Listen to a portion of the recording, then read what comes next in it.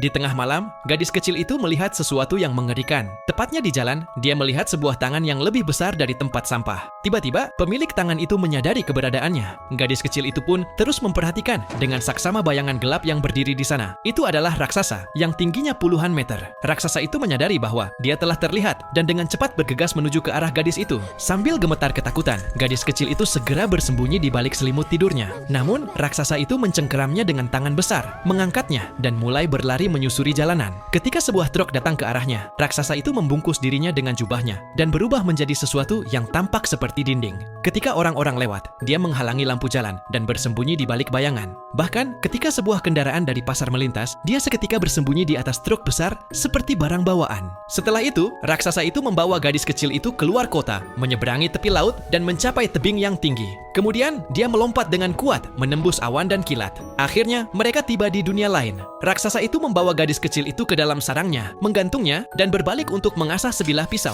Gadis itu merasa nyawanya terancam dan segera mencoba melarikan diri. Dia berlari ke arah jendela, tetapi jendela itu sangat berat sehingga tidak bisa dibuka. Tiba-tiba, sesuatu menyentuh kaki raksasa itu, membuatnya membeku.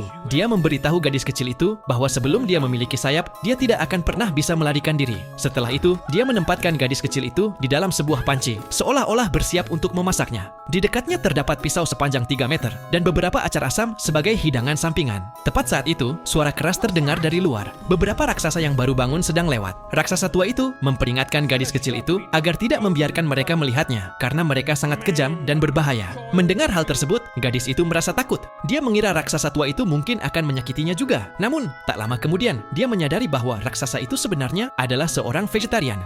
Raksasa itu menjelaskan bahwa dia membawanya hanya karena gadis kecil itu telah melihat keberadaannya dan dia ingin melindungi rahasianya. Setelah mendengar penjelasan raksasa tua, gadis itu pun mengerti bahwa dia bukan raksasa yang jahat dan segera mengumpulkan keberaniannya untuk memberitahu raksasa itu bahwa namanya adalah Mary.